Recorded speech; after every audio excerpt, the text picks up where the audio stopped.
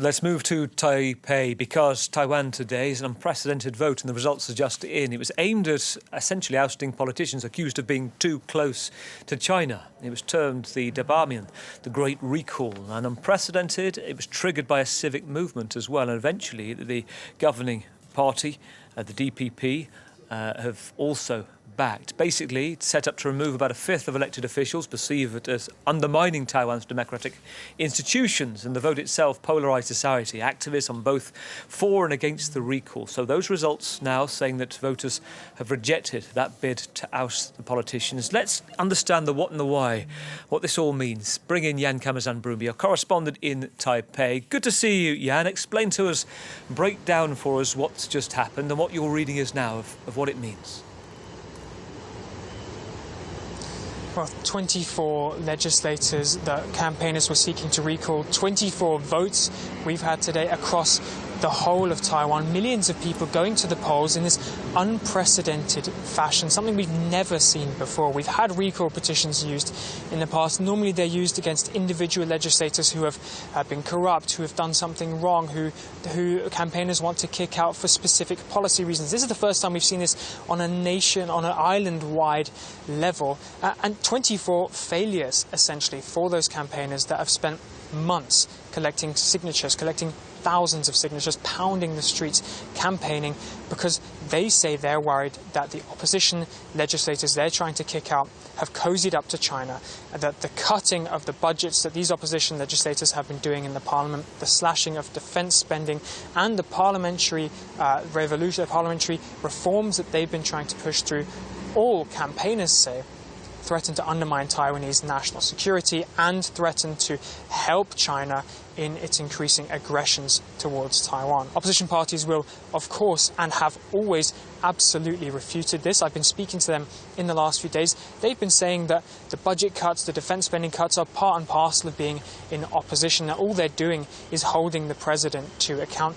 They've pointed out and suggested that while these recall petitions have been completely constitutional, according to experts I've been speaking to, the opposition say that they think this is tantamount to rejecting the results of the election in 2024 that gave the DPP, the government, the presidency, but denied them of a majority in the parliament and have led to gridlock that has absolutely laid havoc, basically, to the first year of the term of Taiwanese President William Lai. And so we've seen there was a lot of hype moving into this election. The supporters of it, the recall campaigners, really hoping that at least a few of these legislators were going to be recalled. And the number of legislators recalled so far is 0. So a big disappointment for them and a big victory tonight for the KMT and the opposition.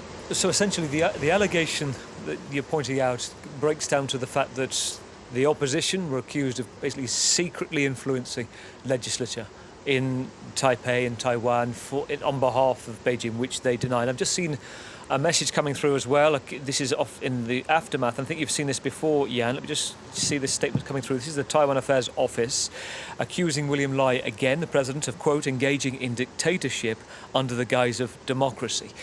What's your take on where this goes? Because if they're now staying in position, this is only going to further polarise the state of Parliament, isn't it?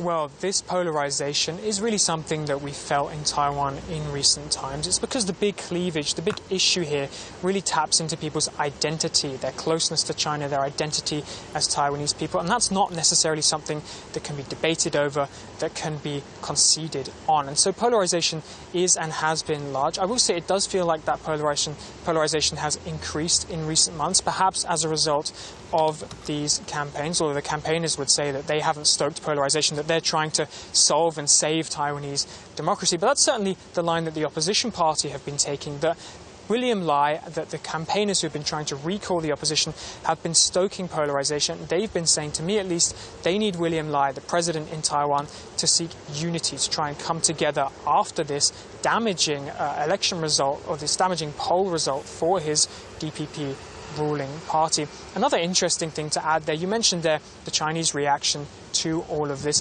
They have, the Taiwanese authorities have been warning increasingly that China has been trying to infiltrate, trying to get involved and trying to influence the results of these polls. And it's actually counterintuitively been damaging for the opposition, who have, at the same time as having to bat off accusations of being pro-China, now find themselves being supported by Beijing, which increases these rumours and speculations that they are in league with Beijing. They will say, of course, that until there's any proof, any concrete proof, any smoking gun evidence that KMT opposition legislators are in bed, so to speak, with Beijing, that until that is the case, that the recallers need to stop saying what they think are lies. A disappointing moment for the recallers, and looking forward for the next few weeks, we do have another set of recall petitions coming up.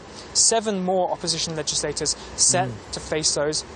You have to ask yourself, will this lead to more momentum, or is this going to really deflate the motivation of those campaigners that have been pushing for months? Jan, good analysis on a complicated story and a significant day. Camenzind Broomby, our correspondent in Taiwan.